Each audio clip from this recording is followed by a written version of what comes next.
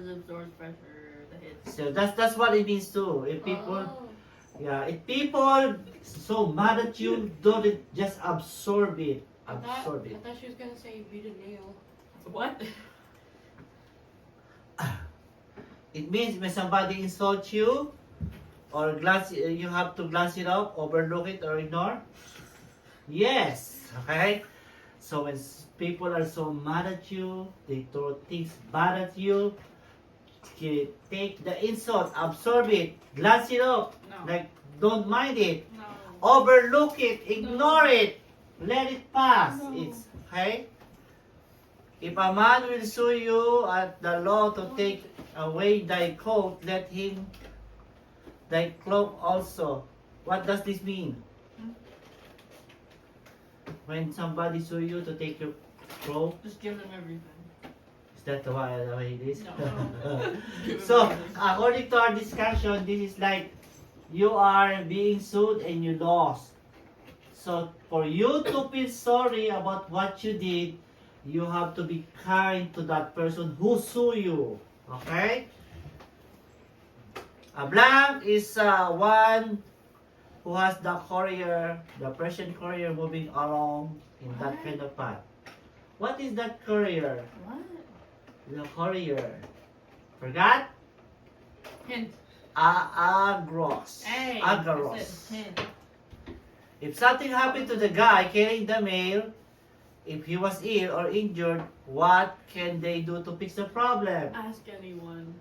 Ask anyone if they don't want. Too bad. Why? Because it's important.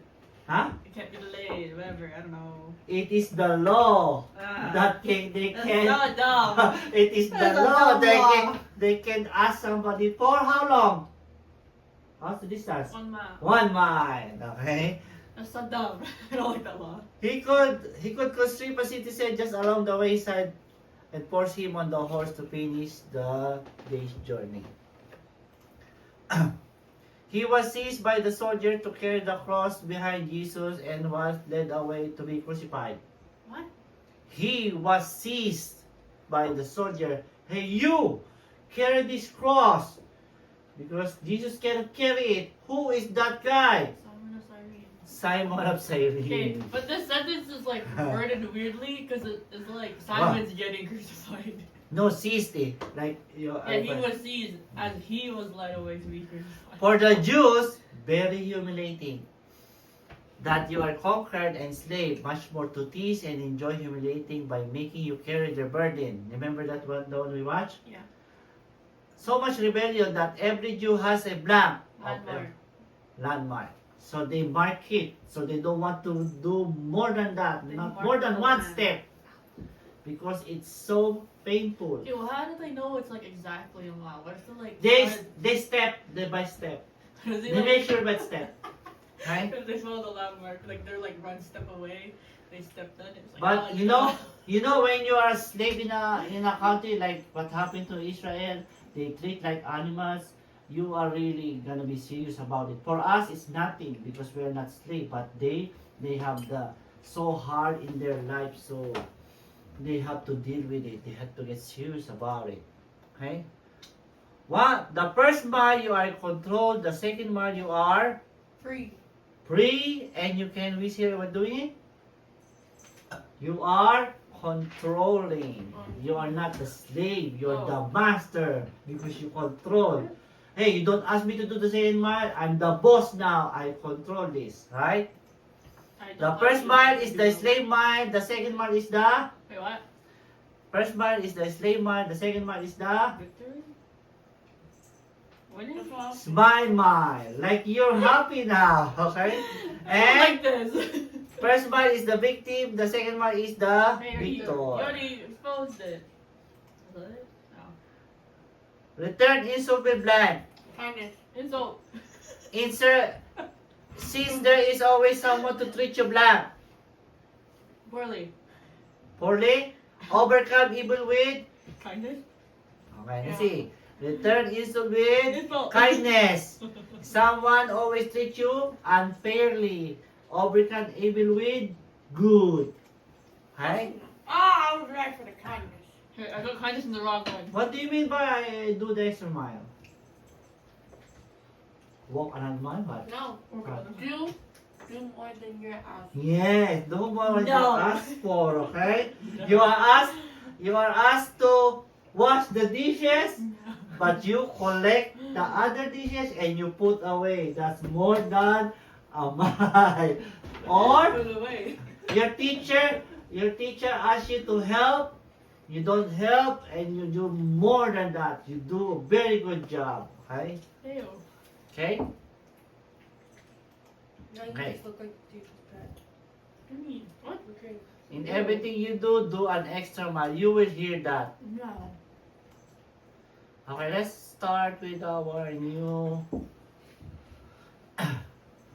Any question with that? No. Any other follow-up question or clarification? How about the Pharisees then? Pharisees? I don't think we can find out the answer for that. That's like impossible. Technically, they're still a Maybe Jew. if we have a time machine, go back that No. time, then we will know. If they're still a Jew, they're still under that law, even if they're ranked high. As you can see, we are on the last topic. This is the most hard one, is love for enemies. Okay. Green. Verse 43 said, You have heard it was said, you shall love your neighbor and hate your enemy. That's their practice. I think even now, right? Yes. You love your friends and you hate your enemy. So this is, but that's not what's the instruction. What is Bible means? Basic instruction. Before leaving the earth. The instruction is love your enemies and pray for those who Love him. Get you. hate you, Where is it? Why does it get you? persecute you. Like, Wow, I was okay. thinking of this song. For those who love him. So that you may be children of your Father in heaven. Where do you want to go? In heaven or in the other place? Heaven. That's why if you wanna be a children of heaven of your Father, you have to do this. For He makes the sun rise. The sun is shining on evil people and What's it? good people. So it means for both. So you're not no better than the evil one. You're the same. So you don't feel better than them. You don't hate them.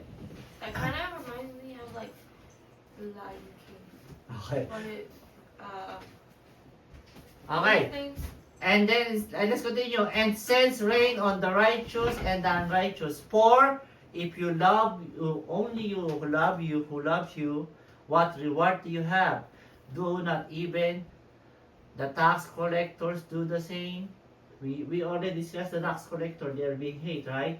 Yeah. So if you don't love your enemies, you are the same like tax collector, and you're gonna be hate too. And if you greet only your brothers and sisters, what more are you doing than others? Don't even the Gentiles do the same? What is Gentiles? Or don't believe. And they are worse than tax collectors. Okay? Tax collector maybe believe on God, but the Gentiles don't. Nothing. Okay? Be perfect, therefore, as your heavenly Father is perfect. Okay? Let's continue. So, God is calling us out of the system. What do you mean by that? God is calling us out of the system. What system? What system? System. What system? The system of the world. The system that we are doing now. We hate enemies. We love ourselves. Not really. You only want for what's good for you. That's the system. The system that's in there for this world. The system that the devil wants us to do. Okay? Hate those people are bad. Yeah. It's right. That's what the devil is whispering. Alright? So God wants us to remove from that system. That's why normal people, unbelievers, call us weird. They say, you're weird Christians because you're not doing as what we do. Okay? So, separated people from conviction and commitments and standards, the one that what the world is doing now. Society say we come from the monkey, from the ape, or that those kind of system. They want us to follow that, but God says, take away from that. I will want to remove you from that. Okay? That we live that are not the world standards. Leviticus 8:13. I found it. Third, what? What? 18:3. 13. What? You shall not do as they do in the land of Egypt, where you lived, and you shall not do as they do in the land of Canaan, to which I am bringing you. You shall not follow their statutes. Okay. So remember, those sa Ten Commandments, the what is that? The Israelites, di ba? 400 years sila.